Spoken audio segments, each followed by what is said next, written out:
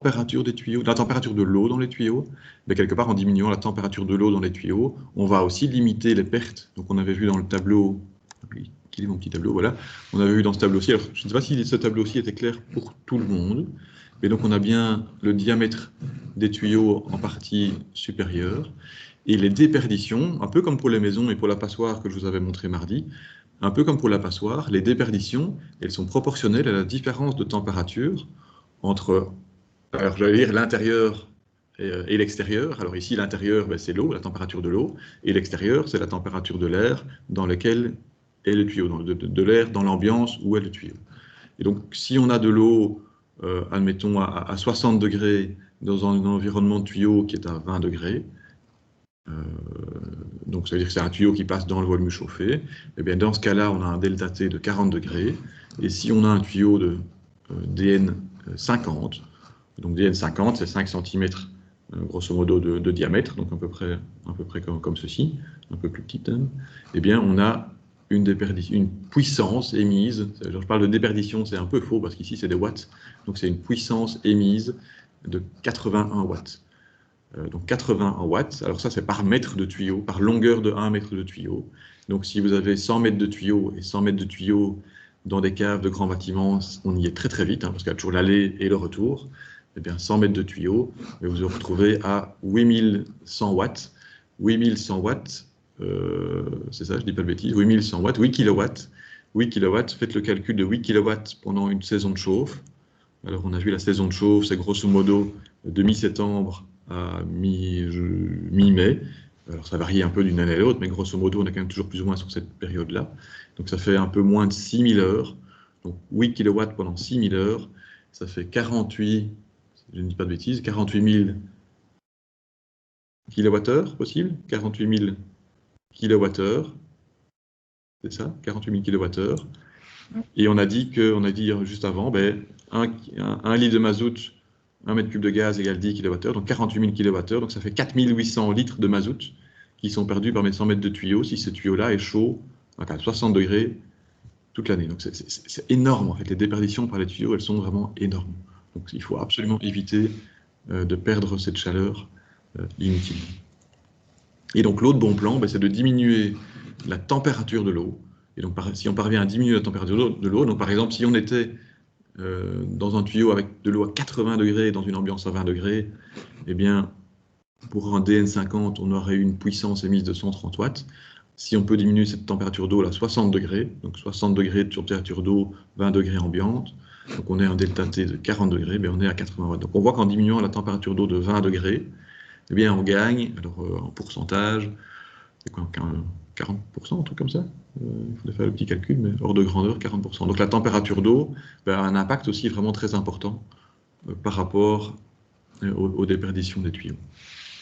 Et un petit truc que je n'ai pas dit par rapport à l'isolation des tuyaux, on considère en général qu'une isolation de tuyaux correcte, c'est 90% de la chaleur émise qui est épargnée. Donc ça veut dire qu'on fait une économie de 90% des déperditions en isolant correctement un tuyau de chauffage. Donc ça veut dire que ça vaut vraiment la peine et qu'en mettant un peu d'isolant sur les tuyaux, ben, on parvient à diminuer par 10 les déperditions dans le tuyau. C'est ça que ça veut dire. Voilà, et ça, je pense qu'on avait fait ce petit book-là. Je vous avais montré, je pense, ce slide-ci avec le bureau de l'employé communal qui était tout fier de me dire qu'une savane thermostatique était toujours sur hors gel, mais qui devait ouvrir les fenêtres en hiver de temps en temps parce qu'il faisait trop chaud. On avait vu les déperditions par les vannes, alors qu'ils sont un peu plus difficiles à estimer.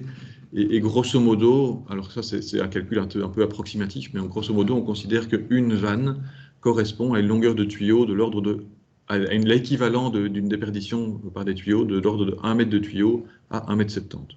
Donc quand on a des vannes à bride, donc les vannes à bride, c'est les vannes qui sont raccordées comme on voit ici, avec un jeu de petits boulons tout autour du tuyau, donc il fait en sorte d'avoir quand même une surface de déperdition plus importante.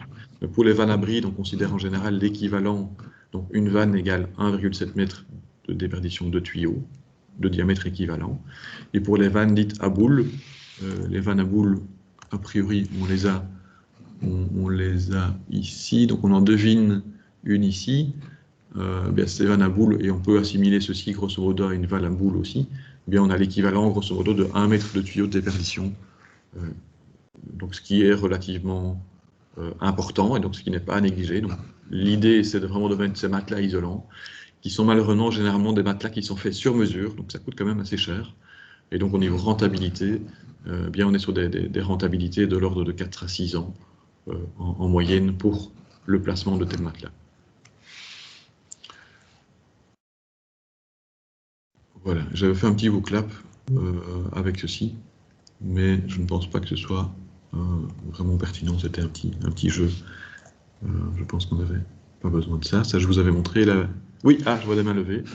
Oui, je voudrais dire que j'ai utilisé ce type de matelas dans une très grosse chaufferie où, enfin, c'était une chaufferie avec 5 circuits de chauffage, c'était assez énorme. Et le retour d'investissement n'est pas du tout de 5 ans, mais bien de moins d'1 an, hein. Le système que j'ai utilisé, c'est un système qui s'appelle Thermatras. Donc, ce sont des matelas qu'on met autour des vannes qui sont démontables et remontables, contrairement à la photo de gauche ici où c'est absolument pas démontable. Si on doit travailler, on doit tout démonter. Mais vraiment, le retour sur investissement, voilà, de ces matelas-là, c'est nettement moins d'1 an, hein. Vraiment. Je veux dire, et comme on voit, c'est exactement ce cas-là. Donc, on voit que c'est une chaufferie assez récente où les tuyaux sont isolés, mais aucun accessoire n'est isolé. Et le simple fait d'isoler les accessoires, ben, ça fait vraiment une grosse économie.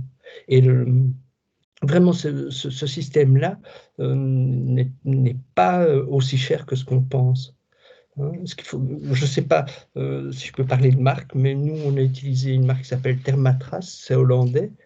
Et ils sont venus, ils ont pris toutes les mesures et ils ont fait le calcul de retour sur investissement. Et ça s'avère exact. Ok, super, merci Pierre. Peut-être, ben, moi je ne suis pas très opposé à ce qu'on mette de temps en temps une marque, hein, donc quand on a surtout quand on a assez intéressant comme ça. Donc n'hésitez pas à partager votre expérience par rapport à ça, c'est bon à savoir, effectivement. Ici, moi, les matelas qu'on voit ici sur la photo, je n'ai plus le nom de la société en tête, mais c'est une société, c'est une entreprise de travail adapté, donc une ETA, qui fait ces matelas-là sur mesure dans le Hainaut. Mais effectivement, ça reste, même si c'est une ETA, ça reste un produit relativement coûteux, en fait. Mais s'il y a moins cher, super. Ça, c'est vraiment intéressant. Il y avait, je crois, une autre main levée. Non? Oui, Charles. Oui, oui, j'avais levé la main, mais là encore, j'aime bien faire l'avocat du diable parce que je trouve que c'est important d'avoir de temps en temps des avis contradictoires.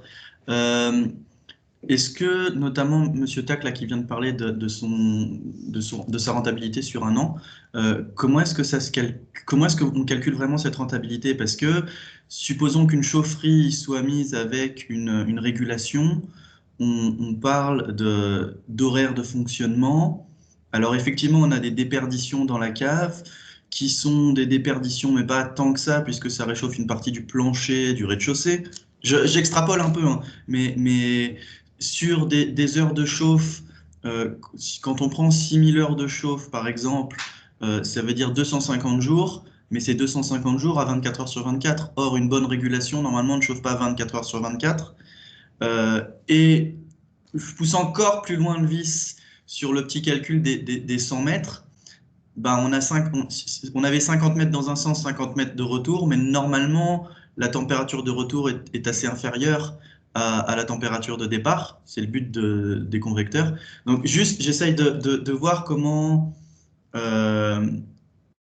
sauf si Monsieur Tac me dit qu'effectivement, par expérience, sa facture, il a bien vu qu'elle a diminué sans avoir rien changé dans son comportement. Or, généralement, les gens qui commencent à faire attention à ça changent des choses dans le comportement. Par exemple, modifier les horaires de chauffe en disant finalement je vais avoir moins de pertes. Donc, c'est un peu difficile d'avoir la précision de rentabilité. Moi voilà, ça me chiffonne un petit peu. Donc, je voudrais savoir notamment comment est-ce que ce calcul a été fait pour le 1 an sur les fameux matelas, puisque si on dit que c'est 1,70 m de tuyau, c'est-à-dire pas tant que ça, supposons 100 watts de déperdition. J'essaie juste de comprendre. Je suis désolé, hein, je pousse un peu le truc, mais il y a une Non? imprécision qui me dérange un petit peu. Je La peux, réaction? Ah je oui, peux Pierre, oui, je t'en prie. Alors, dans cette chaufferie dont je parle, qui ressemblait tout à fait à la photo qu'on voit là pour le moment sur le slide. C'est-à-dire, dans cette chaufferie, on avait une température de 30 à 35 degrés en hiver. D'accord? Alors, depuis que c'est isolé, il y a eu des photos thermiques avec une caméra thermique avant et après.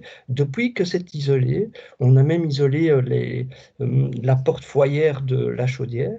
Et depuis que c'est isolé, on n'a plus qu'une température de 20 degrés.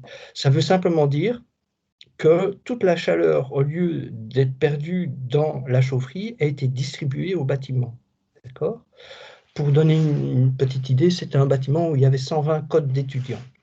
Alors, au niveau de la consommation de gaz, le prix de la facture, je ne sais pas bien. Par contre, c'est sûr que la consommation de gaz a légèrement baissé, et certainement de 3 à 4%.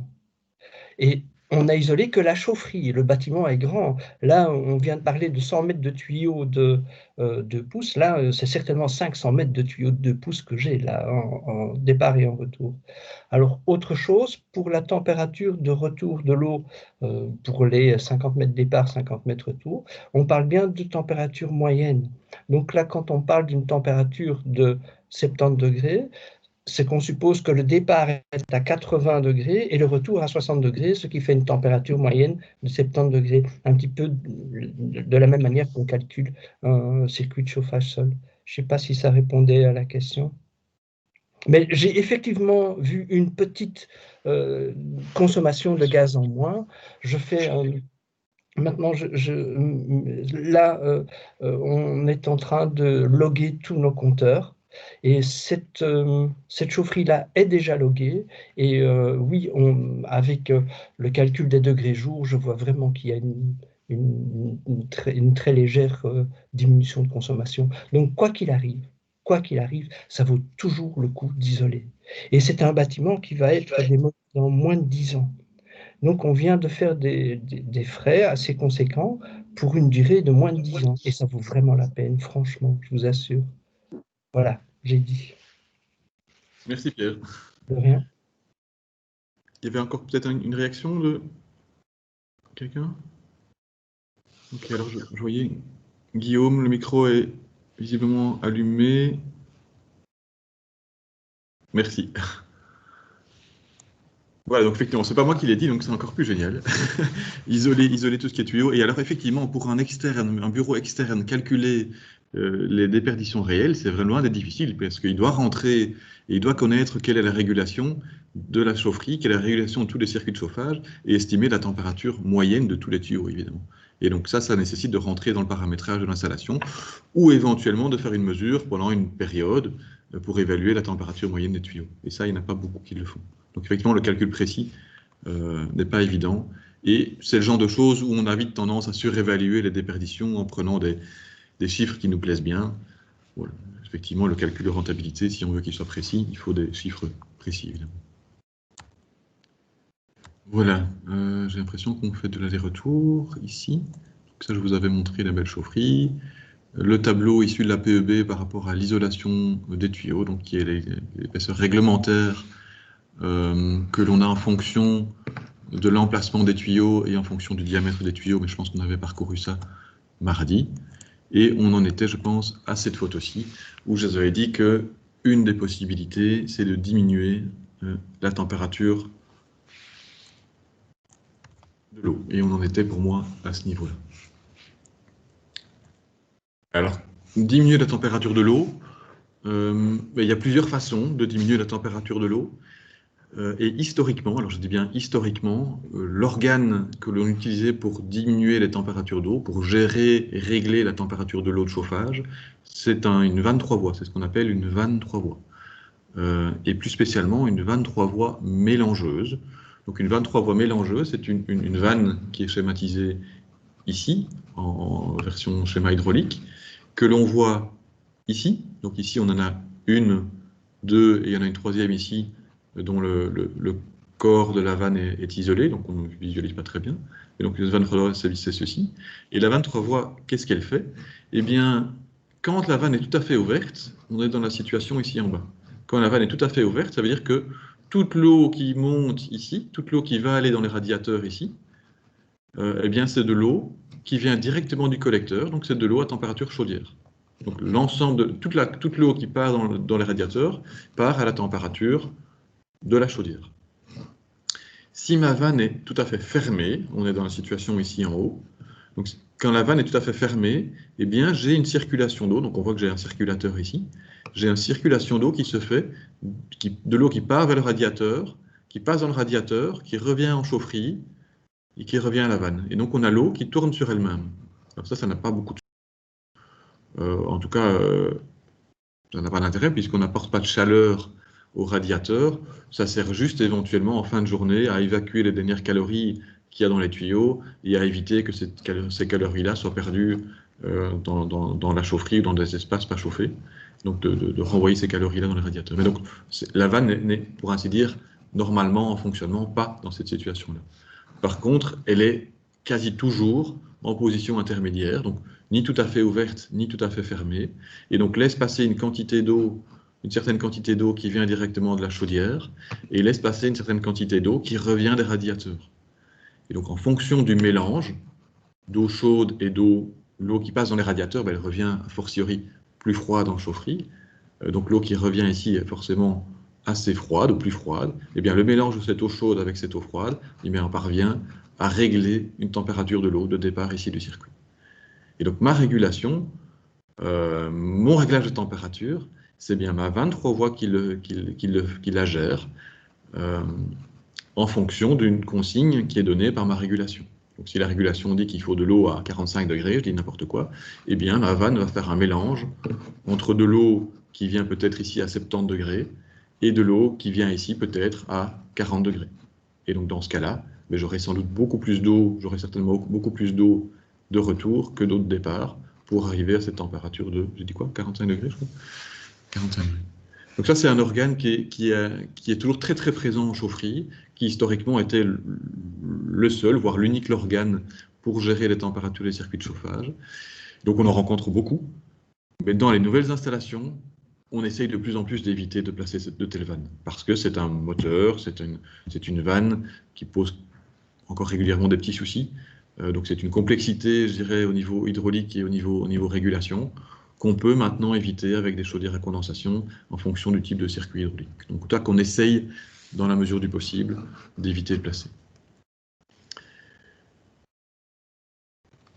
Ça va? C'est clair par rapport à ça? Donc ma 23 voies, ce n'est qu'une vanne qui mélange de l'eau chaude avec de l'eau froide. Cette vanne est gérée par un moteur qui est piloté donc par ma régulation. Et en fonction de la position de ma vanne, eh bien, on peut vraiment gérer la température. Et alors là, on ne le voit pas ici sur ce schéma-ci, mais on a quelque part, et je crois qu'on le voit sur le slide après. Donc vous avez ici mon collecteur, donc les chaudières sont quelque part ici à gauche, les tuyaux qui viennent de la chaudière, mon collecteur primaire, on appelle ça collecteur primaire, et toute une série de départs vers des circuits de chauffage. On voit qu'on a 1, 2, 3, 4, 5, 6, 7 départs, et sur 1, 2, 3, 4 départs, on voit qu'on a ce boîtier qui est mon moteur et qui pilote donc mon corps de vanne, donc qui est ma 23 voies. Donc il y a 4 circuits sur les 7 qui sont équipés d'une 23 voies. Et ces 4 circuits-là, on voit que sur ces 4 circuits-là, et ce sont les 4 seuls où il y a ça, mais il y a quelque part ici plus haut un petit boîtier blanc sur le départ. Et donc le petit boîtier blanc, c'est la mesure de température. C'est la mesure de température qui sert d'information pour ma régulation. Donc ça veut dire que ma régulation va mesurer cette température-là et c'est vraiment ma référence. Donc si ma régulation calcule une température de 50 degrés, eh bien il faut que ma vanne ici s'ouvre ou se ferme pour avoir 50 degrés à ce niveau-là. Et puis l'eau est envoyée dans mes radiateurs ou dans mes autres circuits de chauffage. Ça va par rapport à ça? Donc quand on a une 23 voies... Une question de Pierre, je pense. Oui. Oui, j'avais une question. Donc, quel est l'intérêt? Donc, on est d'accord. Donc, c'est cette eau qui vient, donc cette eau froide qui vient donc dans cette 23 voies. Quel est l'intérêt de la bypasser de cette eau de la chaudière? Parce que donc, point de vue puissance, est-ce qu'on ne perd pas je ne comprends pas l'intérêt de bypasser la chaudière pour cette eau, parce que donc l'eau, donc, elle est quand même chaude. Donc, on a de l'eau chaude qui est bloquée au niveau de ces 23 voies pour pouvoir mettre de l'eau moins chaude. Je ne vois pas l'intérêt. Je ne comprends pas. Alors, l'intérêt, ben, on le voit ici, en fait. On le devine ici, c'est qu'il y a des circuits qui ont ces 23 voies, il y a des circuits qui n'ont pas ces 23 voies. Mhm. Donc, ça veut dire qu'il y a des circuits qui doivent fonctionner avec de l'eau à haute température, comme ici à droite, et il y a des circuits qui peuvent fonctionner avec de l'eau moins chaude, comme ici à gauche. Et donc, la chaudière, elle produit de l'eau à une température du circuit le plus demandeur, du circuit qui demande la température la plus élevée. Eh bien, certains usages nécessitent une eau à température élevée, alors que d'autres usages ne nécessitent pas une eau à température élevée. Je me demande si ce ne sera pas plus clair. Un petit voclap. Donc, qu'alimentent généralement les circuits équipés de 23 voies mélangeuses? Donc, ah oui, vous devez vous reconnecter évidemment sur voclap. Hein, donc, c'est le même questionnaire que la fois passée. Je vois que vous êtes déjà 27 de connectés. Oui, j'ai mis dans le clap, dans le chat le lien. Merci Julie.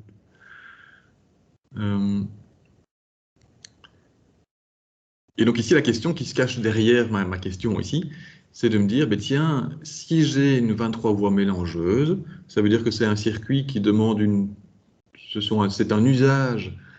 Donc le circuit alimente quelque chose qui n'a pas besoin d'une eau à température très élevée. Et donc là où je n'ai pas de vanne mélangeuse, là où je n'ai pas de 23 voies, eh bien ça veut dire que là j'ai un usage d'une eau à température chaudière, donc à température a priori plus élevée.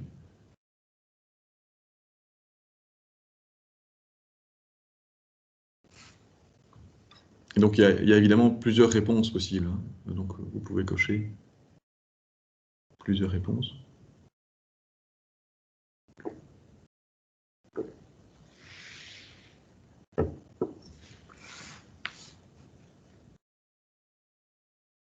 Donc le chauffage sol ressort clairement du lot au niveau des 23 voies mélangeuses. Mais le chauffage sol, effectivement, la température de l'eau qui est envoyée dans le chauffage sol, et c'est un des intérêts du chauffage sol, et je pense que j'avais vu que c'était dans le chat de la semaine dernière, c'est un des intérêts du chauffage sol, c'est de pouvoir fonctionner avec une température d'eau assez basse, ce qui est fort intéressant pour les chaudières à condensation, et entre parenthèses aussi pour les pompes à chaleur. Donc le fait de pouvoir fonctionner avec une température d'eau très basse est vraiment un point intéressant pour les pompes à chaleur. Je vois qu'il y a 13 personnes qui ont voté sur les 28 connectés. Alors je propose qu'on commente déjà un petit peu les résultats. Alors donc le chauffage sol, ça c'est vraiment clair, et vous l'avez mis effectivement, il ressort du lot comme élément qui peut fonctionner à température assez basse. Les radiateurs également. Alors les radiateurs également, donc les radiateurs, comme on l'a vu avec la passoire la semaine dernière, mardi passé, pardon. Donc la puissance nécessaire de mon installation de chauffage, elle dépend de la différence de température entre l'intérieur et l'extérieur. Donc si je veux assurer 20 degrés à l'intérieur et qu'il fait 0 degré dehors, j'ai une différence de température de 20 degrés, donc qui est relativement élevée, et donc j'aurai besoin d'une certaine puissance au niveau de mes radiateurs. Donc j'aurai besoin d'eau assez chaude au niveau de mes radiateurs quand il fait froid dehors. Par contre, quand il fait 12 degrés dehors, ben, j'aurai un delta T assez faible, donc ça veut dire que j'aurai peu de déperdition par mon enveloppe, ma passoire va perdre moins d'énergie, donc mes radiateurs ne devront pas fournir beaucoup d'énergie. Donc ça veut dire que mes radiateurs, ben, c'est les mêmes radiateurs. Et comment faire varier la puissance du radiateur? Ben, c'est en faisant varier la température de l'eau. Et donc en envoyant dans mon radiateur une température plus basse, on pourra avoir la puissance, ajuster la puissance au niveau de mon radiateur. Donc mon radiateur a tout intérêt d'être alimenté par une eau à température variable, à température qui est par moment assez basse. Et donc sont souvent, historiquement, mis sur des 23 voies mélangeuses. Alors qu'est-ce qui venait après au niveau du... Je vois des batteries chaudes de groupe de pulsion. Donc, batterie chaude de groupe de pulsion, c'est quoi ça? C'est quand on a des systèmes de ventilation. Ah, peut-être Jimmy, peut-être une petite question avant de continuer? Oui, j'avais une petite question. Mais dans le cas de la 23 voies, ça sera pas vraiment performant avec une chaudière, on va dire, atmosphérique au mazout et des radiateurs en fonte, je suppose. C'est plutôt aussi pour des chaudières à condensation avec des radiateurs surdimensionnés.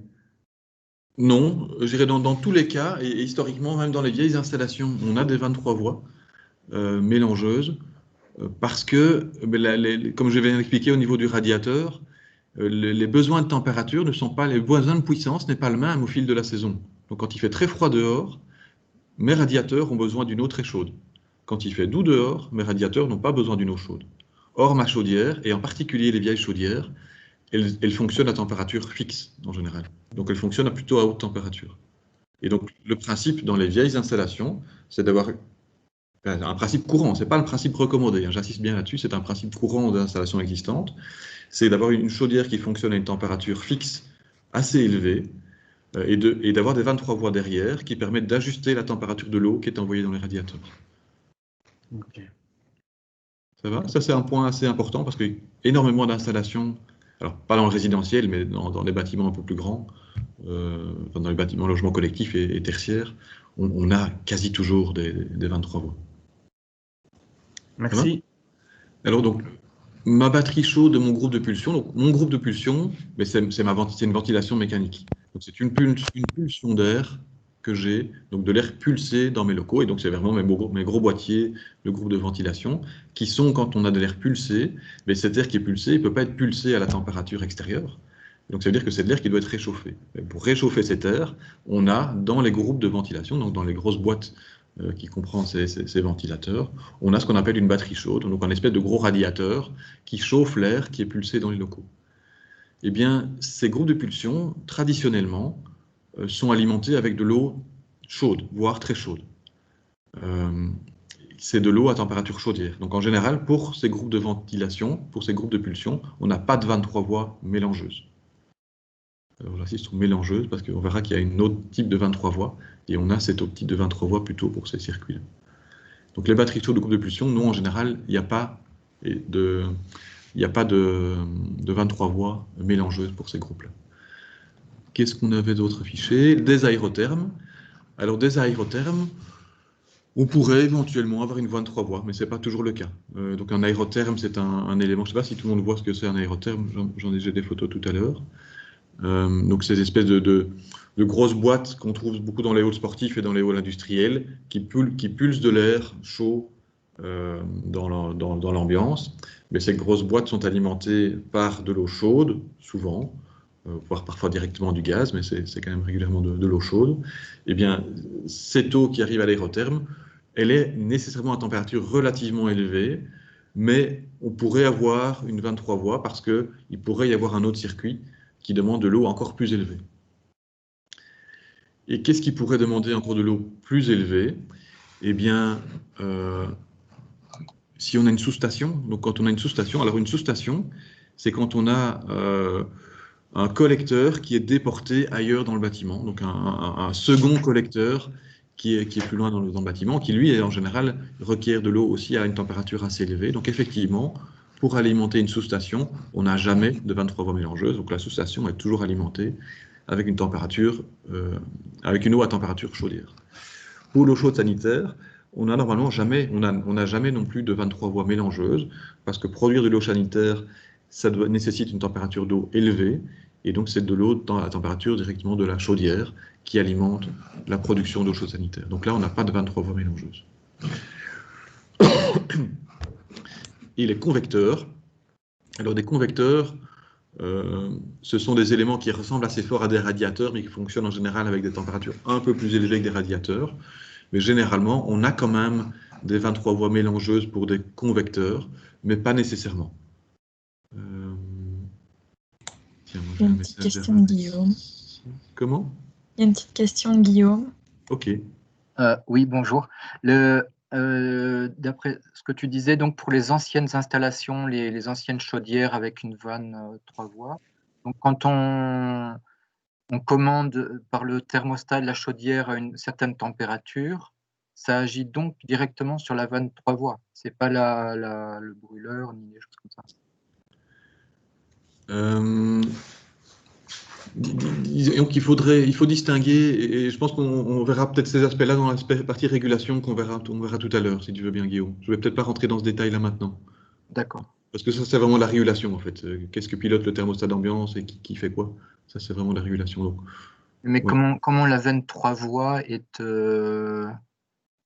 régule-t-elle alors en fonction sur les vieilles installations où il n'y a pas de sonde extérieure, enfin, comment ça marche? Donc la vanne 3 voies, c'est une vanne qui doit ajuster une puissance, ajuster une température d'eau en fonction de la puissance nécessaire. Et donc la grande majorité des 23 voies sont pilotées en fonction d'une température extérieure. Et donc on a nécessairement une sonde extérieure. Mais Si pas sur les anciennes installations, pas sur les vieilles installations? Si, pour moi, si. Ah, d'accord. Alors on pourrait imaginer d'avoir des sondes intérieures, mais en général, même les vieilles installations, on a des sondes extérieures qui donnent l'information. Le mode de fonctionnement traditionnel d'une 23 voies, c'est vraiment sur base d'une température extérieure. Et c'est pas pour distinguer le circuit, enfin l'eau chaude sanitaire et le circuit de chauffage? Alors, si, mais le circuit de chauffage, on va profiter de cette 23 voies-là pour envoyer l'eau à la bonne température et donc d'ajuster la température de l'eau en fonction des besoins, donc en fonction de la température extérieure. Alors, peut-être que dans des installations unifamiliales où on a du chauffage seul, là, il n'y a pas nécessairement une mesure de température extérieure. Ça, c'est possible dans des vieilles installations de chauffage seul, plutôt type unifamilial. Mais dans les installations un peu plus grandes, pour moi, on a nécessairement une sonde extérieure qui doit donner l'information. D'accord. Oui, merci.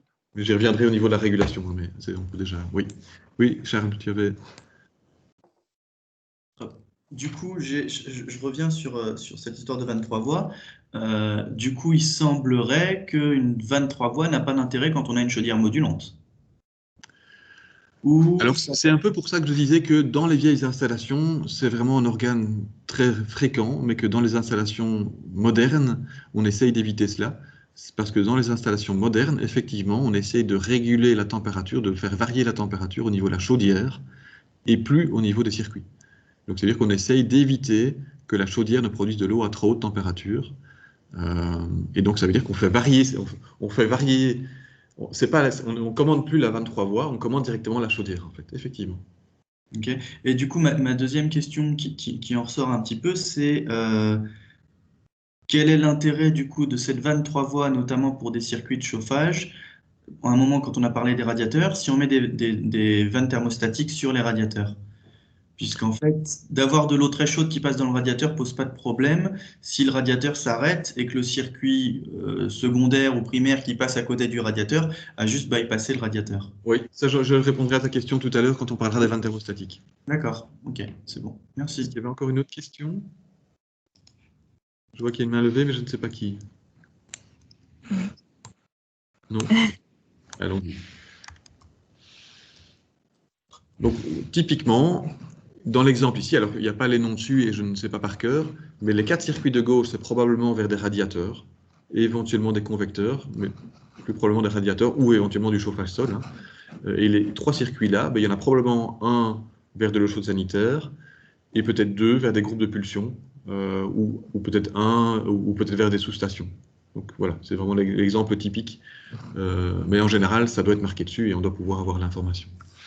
Donc, c'est une chose importante.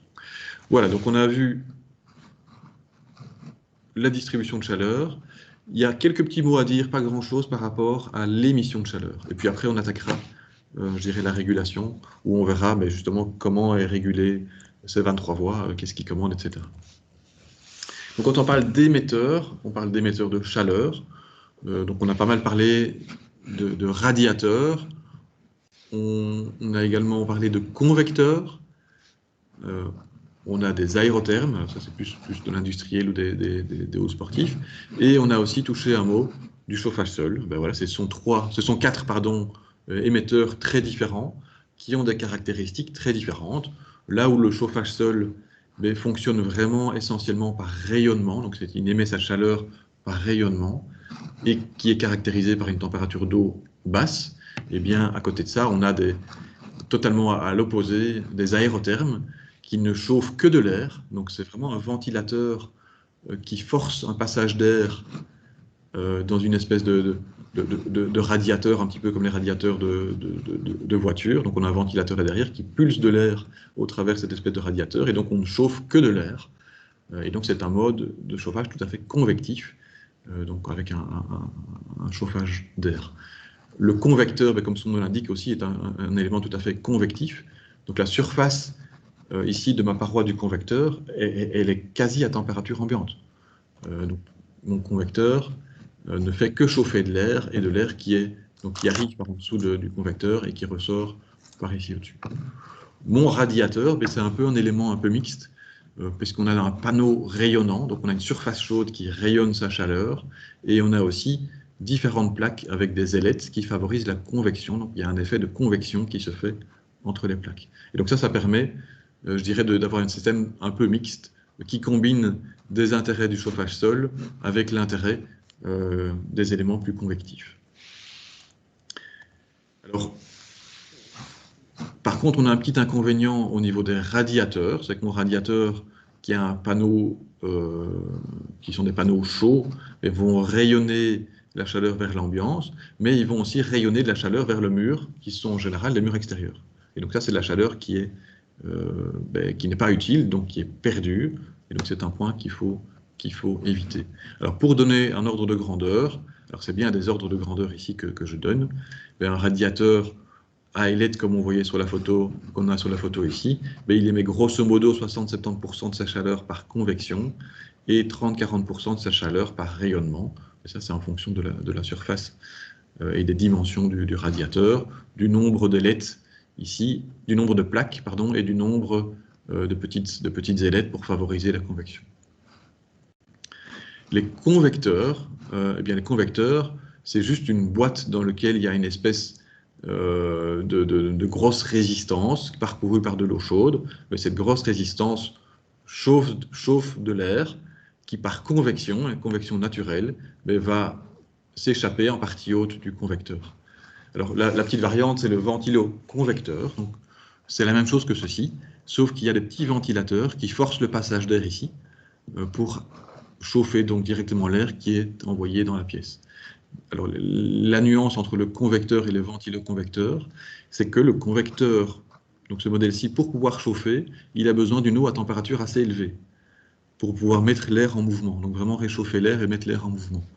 Donc ça veut dire qu'au niveau de ma chaudière à condensation, ce ne sera pas toujours évident de pouvoir fonctionner à des températures d'eau assez basses. Donc ces convecteurs classiques posent pas mal de soucis quand on passe vers des chaudières à condensation. Alors que le ventiloconvecteur, grâce à ces petits ventilateurs, le ventilateur force le passage d'air dans le ventiloconvecteur, et donc on peut chauffer de l'air assez facilement sans avoir de l'eau à trop haute température. Et donc les ventiloconvecteurs se sont pas mal développés ces dernières années et sont des éléments assez intéressants pour pouvoir réchauffer rapidement de l'air avec une température d'eau à la base qui n'est pas très élevée. Donc, qui ne va pas poser trop de problèmes pour les chaudières à condensation, mais aussi pour les pompes à chaleur. On se retrouve dans ce même cas dans le même système. Alors, l'inconvénient de chauffer avec de l'air, donc d'avoir un système convectif, c'est la stratification de température. Donc, quand on a de locaux d'une certaine hauteur, l'air chaud qui est chauffé via mon convecteur, mais cet air chaud, il monte. Il va d'abord s'accumuler au plafond de la pièce, et puis petit à petit redescendre.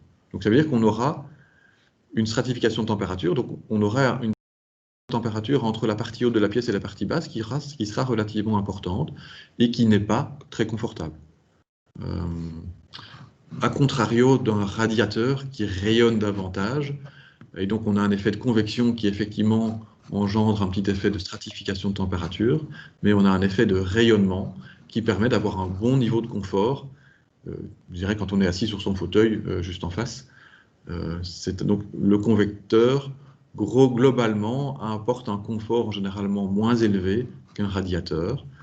Mais par contre, un convecteur qui contient peu d'eau, bien en général, réchauffe plus vite qu'un radiateur qui contient un peu plus d'eau. Donc réchauffe plus vite l'ambiance, réchauffe plus vite le local qu'un radiateur qui contient de l'eau. Et donc, c'est là qu'était l'intérêt du convecteur. Mais le convecteur, on les oublie, je dirais, ils n'ont plus beaucoup d'avenir, parce qu'ils nécessitent une eau à température plus élevée. Donc, le ventiloconvecteur a pris un peu le pas, et le ventiloconvecteur, comme on a un air qui est moins chaud, mais on a un peu moins d'effet de stratification, donc c'est un peu moins embêtant que le convecteur historique. Que peut-on dire par rapport au radiateur? Là, je vous laisse regarder la belle petite photo qu'on a ici. C'est le grand typique des écoles maternelles et primaires. C'est vraiment the classique de chez classique. Et la petite question que j'avais envie de vous poser par rapport à ça, c'est simplement pourquoi ce radiateur est problématique, et de m'expliquer. Attendez, là, je pense que je peux agrandir la photo. Voilà. Pourquoi ce radiateur est problématique? Parce que somme toute, c'est un radiateur, quoi. Donc, il est quand même parcouru par de l'eau chaude. Et en quoi ce radiateur pose problème? Donc, il y a des trucs qui sont peut-être évidents, peut-être d'autres qui le sont un peu moins, donc des conséquences moins directes, on va dire.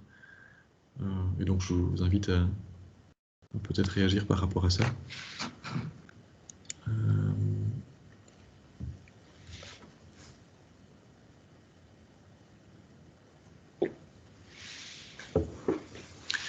Et oui, effectivement, on peut liker, donc n'hésitez pas à liker.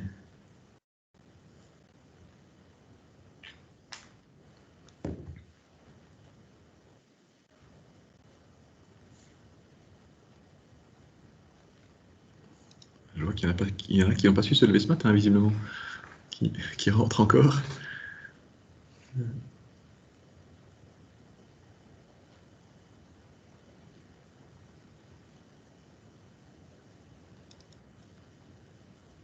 Ok, je l'avais mis encore 35 secondes. Je ne sais pas s'il y a encore des points qui doivent arriver. Donc je lis. Donc il y a des conséquences effectivement directes, des choses tout à fait visuelles. Et donc l'encombrement dessus et devant, effectivement, ça c'est ce qu'on voit. Brôle dessus et devant, pas de bonne émission, mais ça c'est directement une conséquence directe du brôle qui est dessus et devant. Donc ça veut dire que si on entrave, en mettant de brôle dessus, si on entrave la convection, on perd une partie de sa puissance. Si on met du brôle devant, on encadre une partie du rayonnement, on bloque une partie de sa puissance. Et si on fait les deux, évidemment, on n'a plus beaucoup de puissance de mon radiateur. Donc radiation empêchée, pas de convection, peu de circulation d'eau chaude, ça on tourne sous les conséquences, je dirais, premières.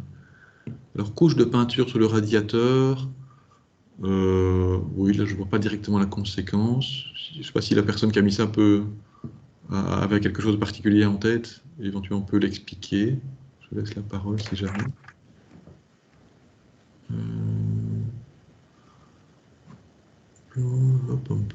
Risque de chute d'objets.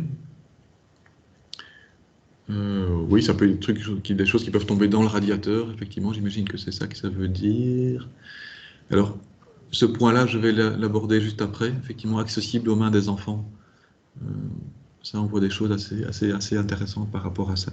Et donc ici, vraiment, la conséquence première, effectivement, le rayonnement est empêché. La conséquence secondaire, c'est l'institutrice, elle a froid dans sa classe. Et une institutrice qui a froid, qu'est-ce qu'elle fait? Elle demande, oui, je vois les pouces qui se lèvent, alors c'est la température qui monte, donc l'institutrice qui a froid, elle veut avoir plus chaud. Alors deux possibilités, soit c'est une institutrice autonome indépendante où elle tire son plan, elle met une chaufferette électrique, pour compenser parce qu'il fait froid dans la pièce, ça c'est une possibilité. Soit elle se dit, j'ai quand même un radiateur, c'est pas normal qu'il chauffe pas, donc je vais en parler au chauffagiste, alors via peut-être la direction, et le chauffagiste qui va venir dans la chaufferie, il ne va pas aller voir dans la classe, il va aller dans la chaufferie, qu'est-ce qu'il va faire? si on lui dit qu'il fait froid dans les Il locaux, va augmenter la température des radiateurs, du circuit d'eau chaude. il va augmenter la température au niveau de la 23 voies. Donc il va dire, ah ben s'il fait trop froid dans la pièce, c'est probablement que l'eau n'est pas à une température suffisamment élevée, et donc il va paramétrer autrement la 23 voies pour qu'elle envoie de l'eau à température plus élevée. Conséquence, si l'eau est envoyée à température plus élevée, alors il fera peut-être un peu meilleur dans la pièce, mais on aura surtout entravé toute possibilité de condensation, parce que le radiateur qui est bloqué, je reviens sur ma photo, mon radiateur qui est bloqué, il n'émet pas sa chaleur. Donc ça veut dire que l'eau qui rentre, chaude, ben, elle ressort quasi à la même température à laquelle elle est rentrée. Et donc ça veut dire qu'elle retourne chaud en chaufferie, et donc si j'ai une chaudière à condensation, ben, potentiellement, je risque de bloquer ma condensation au niveau de ma chaudière. Et donc ça, c'est vraiment les conséquences du deuxième degré, si je peux dire, du brol qui est au niveau du radiateur. Donc c'est vraiment quelque chose qui, pour moi, doit être évité, et qui pourtant est vraiment très très courant. Alors on voyait l'école maternelle, ça c'est dans la version crèche. Alors pour ne pas mettre sa main dessus, effectivement, on a des jolis petits trous qui ont été faits. Et pour l'anecdote, alors c'est une visite que j'ai faite avec Kelly, que ne veut pas rencontrer de Bruxello. Eh bien, cette crèche-ci se plaignait d'avoir trop froid dans ces pièces-là. Or, que dans cette pièce-là, ils avaient des radiateurs, donc on en voit un ici, on en voit un deuxième ici, et on voit une estrade, et imaginez-vous que sous l'estrade, on a du chauffage sol. Donc ça veut dire qu'on a bloqué l'émission au niveau des radiateurs avec ces panneaux-là, donc on a très peu de rayonnement, puisqu'on voit qu'il y a très peu de trous, on a très peu de convection, puisqu'il n'y a pas d'ouverture en haut, l'ouverture là, elle est normalement bouchée par ce bouchon-là, donc on n'a pas d'ouverture en haut, donc on n'a pas de convection, on n'a quasi pas de rayonnement, et le chauffage sol qui venait en appoint pour le confort des petits qui sont par terre, le chauffage sol, il était complètement bloqué parce qu'on a reconstruit une estrade sur le chauffage sol. Alors, heureusement, l'estrade n'est pas sur toute la pièce, mais ça veut dire qu'il y a un tiers de la pièce dont la surface de sol est bloquée. Donc ça veut dire qu'effectivement, on a difficile d'assurer une température correcte dans ces pièces-là. Alors ça paraît ridicule, mais à la crèche, et la direction de la crèche n'a pas vraiment tilté sur l'origine des problèmes de difficulté de chauffer cette pièce-là. Parfois, un regard extérieur, même naïf, sans être grand scientifique, est intéressant. Réfléchir, est-ce que la chaleur peut être réduite? On voit clairement ici qu'il y a des petits soucis. J'ai un radiateur qui rayonne sa chaleur contre un mur extérieur non isolé, ce qui est quand même vraiment souvent le cas. Un petit plan sympathique, qui coûte pas cher, qui rapporte pas des masses, mais qui rapporte un peu, c'est de replacer une petite feuille aluminium réfléchissante derrière le radiateur, et on fera une économie de quelques euros par an par radiateur. Donc c'est quelque part le coût de la mesure, donc c'est vraiment quelque chose qui est facile à faire, pas cher, qui est visible, donc qui est assez intéressant. Si vous avez la place pour mettre un petit panneau isolant derrière le radiateur, mettez un petit panneau isolant, ce sera au moins aussi efficace, si pas plus efficace, que ma feuille réfléchissante toute mince. Donc ça, c'est une petite mesure vraiment très facile à faire. Le radiateur devant le vitrage, alors ça, c'est du grand typique de Louvain-la-Neuve, pour ne pas le citer, mais il y en a à Bruxelles aussi.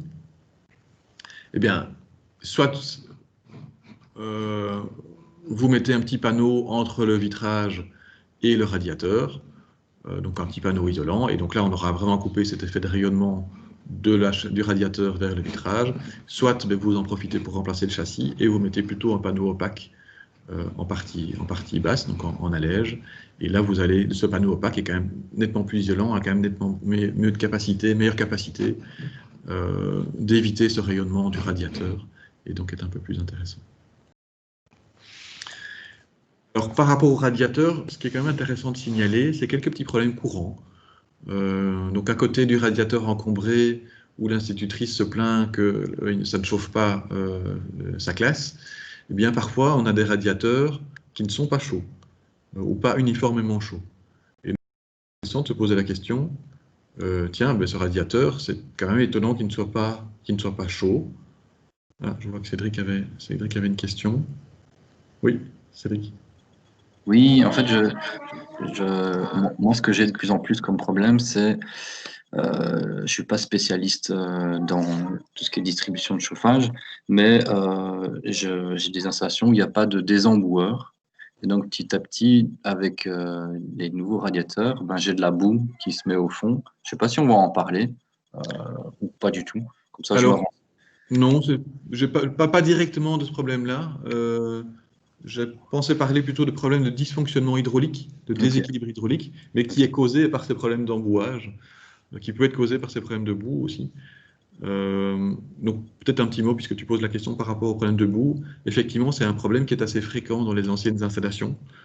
Donc quand on remplace deux chaudières, quand on passe d'une vieille chaudière à une chaudière récente à condensation, et en particulier certaines chaudières à faible volume d'eau, donc on en parlait mardi, il y a des chaudières dites à grand volume d'eau, mais il y a aussi des chaudières qui contiennent peu d'eau. Les chaudières à faible volume d'eau sont particulièrement sensibles à la formation de boue. Et dans une installation, on a une formation de boue. Alors la boue, dans une installation de chauffage, dans les tuyaux, c'est une forme de corrosion de l'installation. Donc ça veut dire qu'on a de l'air qui rentre dans l'installation. Cet air, c'est de l'oxygène et du métal, ça forme de la corrosion, ça forme des résidus de corrosion qui ne sont pas solubles, et donc qui se forment une espèce de boue qui peut se répandre dans l'installation. Eh bien, ces problèmes de corrosion peuvent poser des problèmes dans certaines chaudières, en particulier des chaudières à faible volume d'eau, et peuvent aussi poser des problèmes en bouchant les tuyaux, simplement. Et donc, pour éviter ça, il est fortement conseillé, fortement recommandé de placer effectivement un petit élément, un petit accessoire supplémentaire qui permet de filtrer l'eau qui... Et ça, en général, c'est en retour vers la chaudière, donc juste avant la chaudière, sous le retour, d'avoir une espèce de filtre spécifique pour éliminer ces boues, pour récolter ces boues. Et c'est là qu'on parle effectivement du fameux désemboueur. Donc ça, c'est quelque chose qui devrait pour moi être prévu systématiquement. Et parfois, je dirais même quand bien même on a ça, on a parfois encore des problèmes de boue. Et là, on va rentrer dans un débat qui est un peu plus difficile et sur lequel je ne prévoyais pas de rentrer, c'est les problèmes de qualité d'eau d'installation. Donc il y a beaucoup de problèmes, beaucoup de soucis et beaucoup de prescriptions de fabricants par rapport à la qualité d'eau de chauffage dans les tuyaux pour éviter ces problèmes de boue. Et donc ça, malheureusement, c'est assez pointu. Chaque fabricant a un petit peu ses règles, ses propres recommandations, mais il y a un point d'attention effectivement à avoir, et ça, le chauffagiste vous attirera peut-être l'attention par rapport à ça, sur le problème de qualité d'eau d'installation, en particulier dans les vieilles installations de chauffage. Oui. Et donc ici, on est plutôt dans le cas d'un radiateur qui n'est pas uniformément chaud, qui est plutôt chaud en partie inférieure et plutôt froid en partie supérieure. Et ça, typiquement, c'est un radiateur qui contient de l'air. S'il contient de l'air, entre guillemets, il suffit de le purger et on résout le problème. Mais il faut peut-être se poser la question de pourquoi est-ce qu'il y a de l'air dans le radiateur. C'est pas normal, en fait, qu'il y ait de l'air dans le radiateur. S'il y a de l'air dans un radiateur, s'il y a quelque part une rentrée d'air dans mon circuit. S'il y a une rentrée d'air dans mon circuit, c'est probable que j'ai une fuite d'eau. Et si j'ai une fuite d'eau, quelque part, c'est une fuite d'eau qui doit être compensée en rajoutant de l'eau régulièrement. Et si je dois rajouter de l'eau régulièrement dans une installation de chauffage, je rajoute aussi de l'air. Dans l'eau de distribution qui sert pour remplir les installations de chauffage, j'ai beaucoup d'air. Mais cet air-là que je rajoute lorsque je rajoute de l'eau, c'est de l'air qui contient de l'oxygène, qui va aller corroder mon installation de chauffage par l'intérieur, donc dans les tuyaux et dans les radiateurs. Et cette corrosion va entraîner de la boue, va générer de la boue.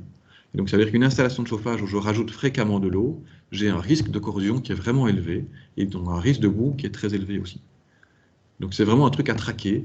Dans une installation de chauffage, je ne peux pas rajouter régulièrement de l'eau. Si je rajoute régulièrement de l'eau, c'est qu'il y a un problème. Il faut identifier où est cette fuite d'eau. Je vois qu'il y a une main levée. Je ne sais pas qui c'est par contre. C'est Stéphane. Stéphane. Oui, en fait, je voulais juste revenir sur ce qu'on disait au sujet du traitement de l'eau. Ce qui se faisait beaucoup à l'époque, c'était de placer un pot à phosphate trisodique qui permet de charger l'eau et l'eau.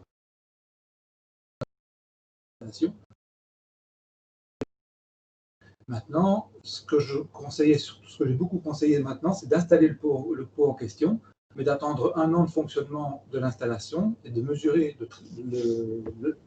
d'analyser l'eau après 1 an pour voir ce qu'il fallait faire comme traitement. Parce que suivant les cas, l'installation réagit différemment. Et parfois, mettre du phosphate trisodique ou n'importe quel produit est plus mauvais que de ne rien mettre. Donc il vaut mieux laisser tourner l'installation d'abord et ensuite traiter en fonction des besoins réels. Voilà. Oui, effectivement. Donc c'est vraiment complexe, hein. Donc il y a 36 systèmes qui existent, il y a 36 recommandations possibles. Je vois que Stéphane a un commentaire ou peut-être un point à rajouter. Non, j'ai juste oublié de baisser ma main. Ok, pas de souci. Je cherche. Donc c'est vraiment complexe ce traitement de l'eau et donc effectivement, je pense que c'est le chauffagiste qui doit être vigilant. Alors ça n'empêche pas que vous soyez informé de ces problèmes-là, hein, c'est toujours intéressant. Mais je vous avoue que même de mon côté, je ne maîtrise pas totalement ces aspects-là parce que c'est vraiment très spécifique. Pour vous donner un exemple, certains chauffagistes et certains fabricants de chaudières conseillent même, dans certains cas, de placer une nouvelle chaudière complètement dissociée de l'installation de chauffage existante avec un échangeur à plaques. Donc d'avoir un échangeur à plaques qui sépare toute l'installation de chauffage existante de la chaudière, pour être sûr qu'il n'y ait pas, entre guillemets, d'eau de l'installation de chauffage qui rentre dans la chaudière et qui pose problème, notamment de boue dans la chaudière, de boue, de corrosion dans la chaudière. Donc il y a vraiment des solutions extrêmes qui existent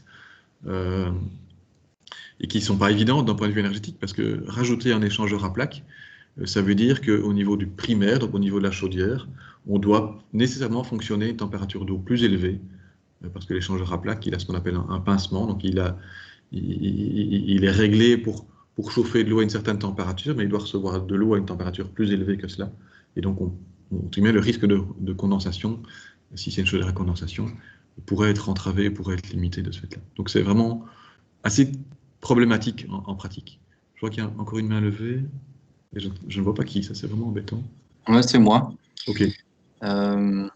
Est-ce qu'on pourrait dans ce chat, s'il y a des spécialistes parmi nous, mettre des liens dans mode opératoire pour cette fameuse chasse aux sorcières?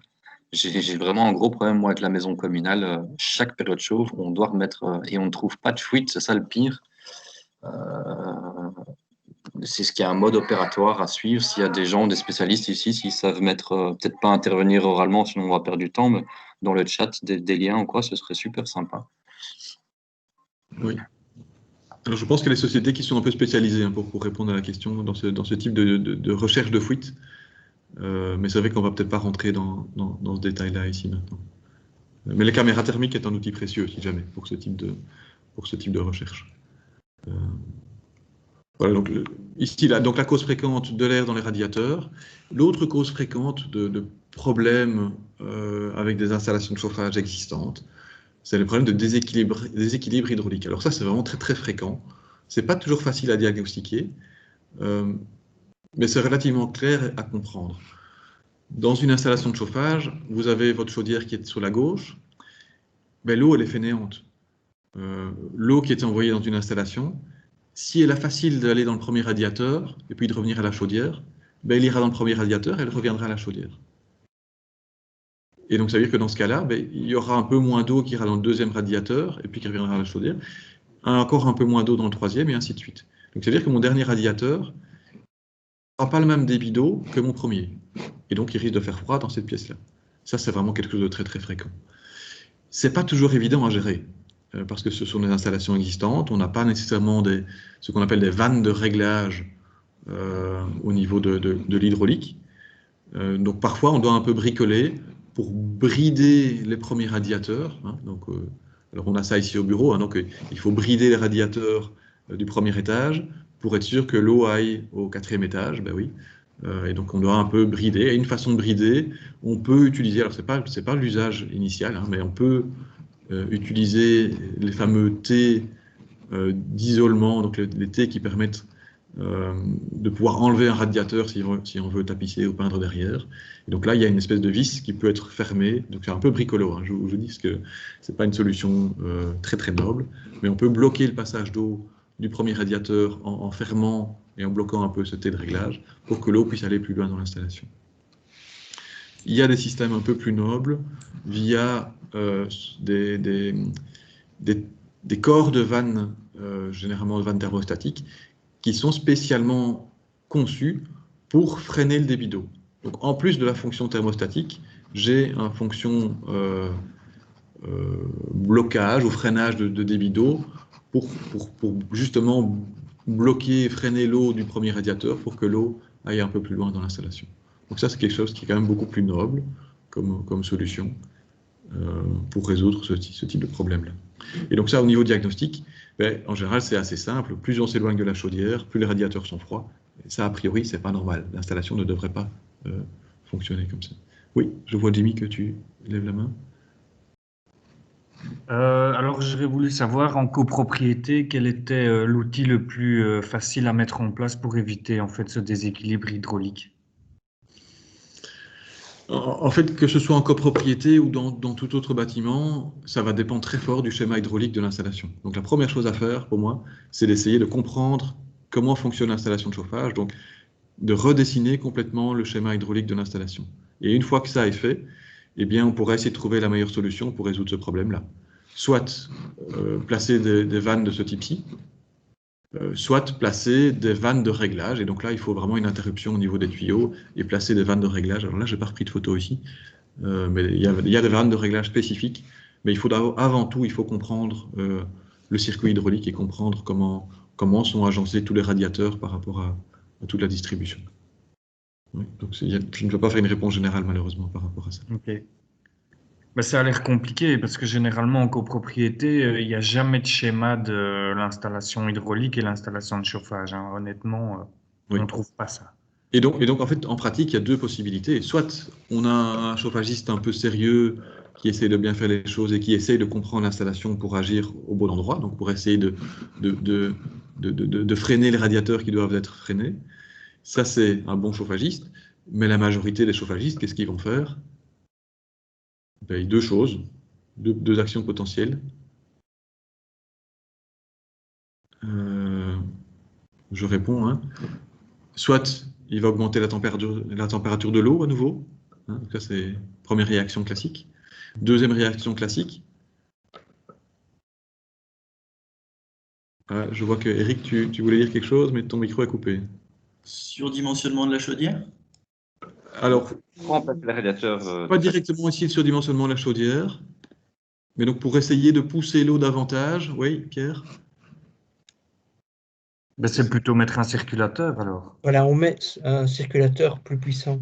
Pour Ouais. répondre à ce problème de Charles, j'habitais avant dans un bâtiment Étrimo qui se trouvait au boulevard Général Jacques, et c'est un bâtiment en coin, en quartier de Tartes.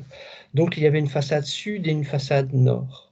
Nous, on habitait au sud et on avait fait placer des doubles vitrages. Donc c'est un bâtiment où il y avait une cinquantaine d'appartements en tout. Donc au côté sud, avec double vitrage, on avait 24 degrés dans l'appartement. Et au côté nord, sans double vitrage, ils avaient 18 degrés. Et là, c'est vraiment plus une question d'équilibrage, c'est vraiment une question de forcer tous les propriétaires à mettre du double vitrage. Enfin, voilà. Donc, c'est parfois nettement plus compliqué que ça. Et parce qu'on avait fait venir une société pour équilibrer, et ils nous ont dit, bon ben voilà, avant d'équilibrer, nous, on a besoin d'une enveloppe convenable dans tout le bâtiment.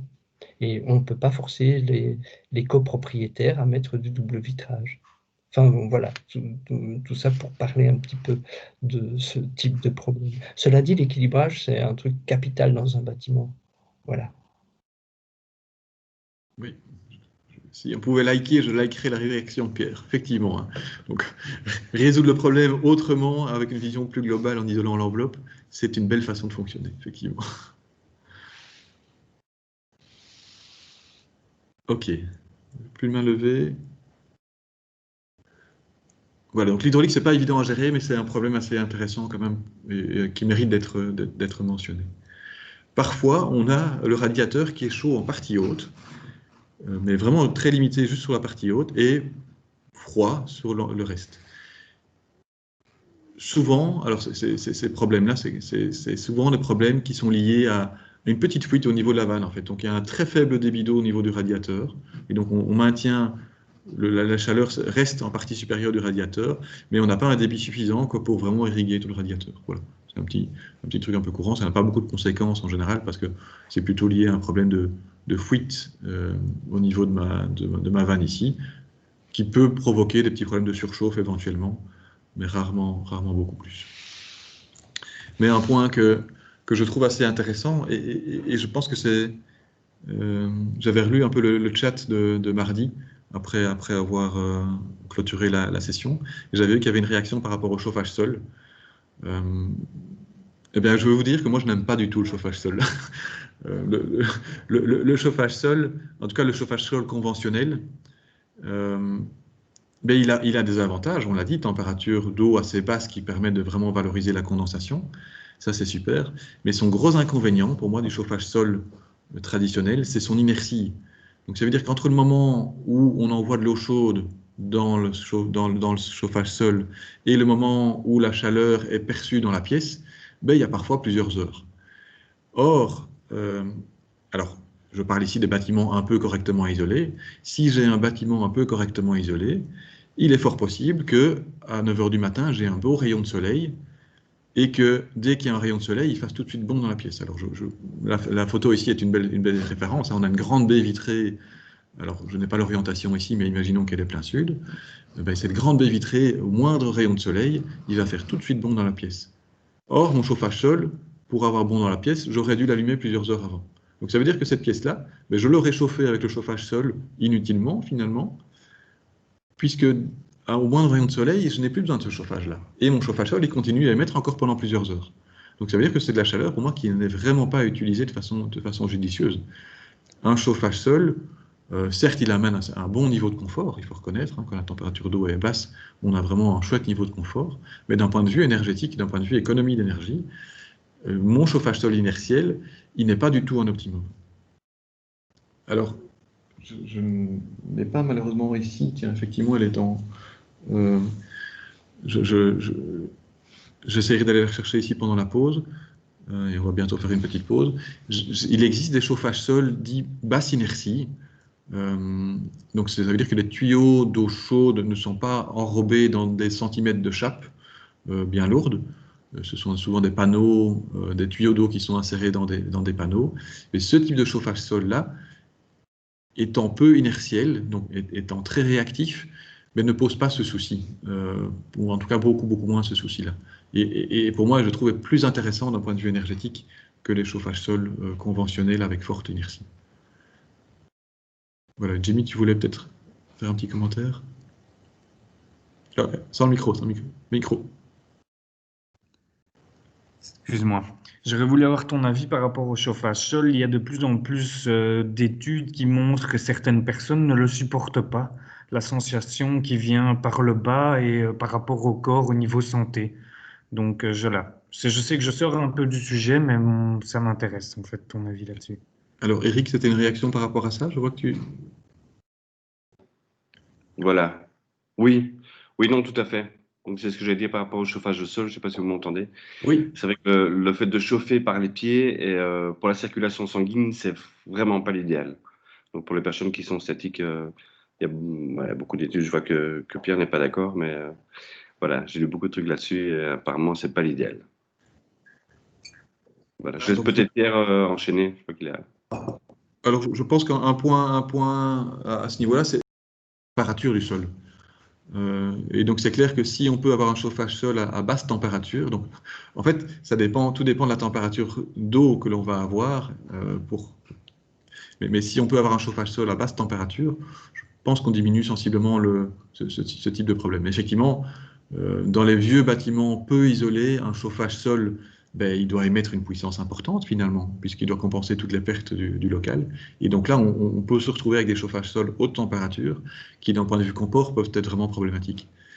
Alors, je n'ai pas vu d'études spécifiques hein, sur des chauffages sol où la température peut être maintenant maintenue très basse et au niveau du confort, mais en tout cas, cet aspect de température est crucial. Et donc, cet aspect de dimensionnement du chauffage sol en fonction des déperditions est important, oui. Donc, Eric, ta main est encore levée, je ne sais pas si tu voulais rajouter autre chose. Ok. Voilà, donc pour moi, le chauffage sol n'est pas la panacée universelle, en tout cas, je voulais juste attirer votre attention là-dessus. Et je vous avoue que j'ai fait une très grosse rénovation et je ne voulais absolument pas mettre de chauffage sol, pour ces raisons-là. Mais ma femme se plaint parce qu'elle doit mettre des pantoufles, hein, donc effectivement, il y a un confort inégalable. Elle aurait préféré marcher pieds nus. Alors, je vois qu'Étienne fait un grand signe. Je ne sais pas si... Oui, parce que tous tes propos sont justes, mais je pense qu'il y a beaucoup de nuances à apporter.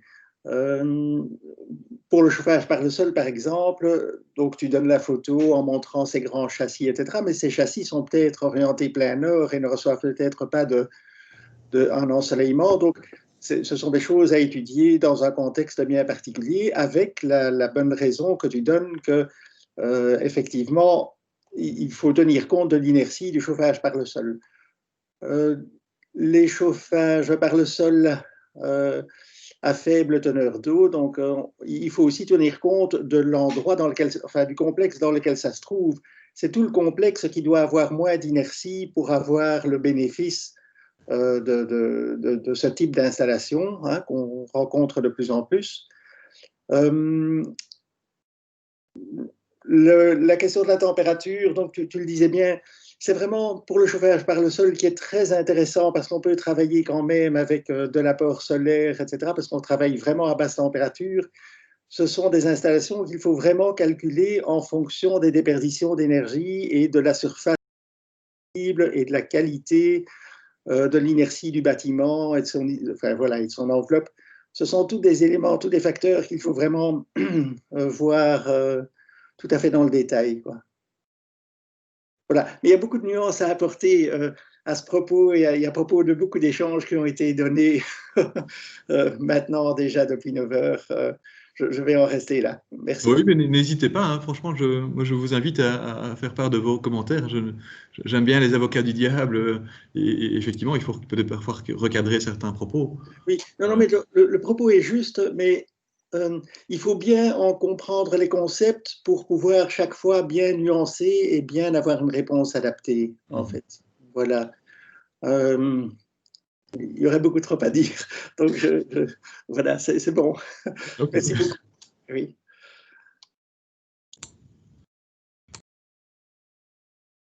Voilà. Donc, ce que je vous propose, il est 10h21. J'allais le proposer. Plutôt que de se lancer directement maintenant dans quelque chose d'un peu nouveau, je propose qu'on se fasse un quart d'heure de pause. Donc, il est 21, donc à 36, 10h36. Hein, soyons précis, hein, c'est quand même plus facile quand tout le monde se reconnecte à l'heure, hein, donc autant dire. On reprend à 10h36 alors? Ouais. Allez, à tout de suite. Merci en tout cas.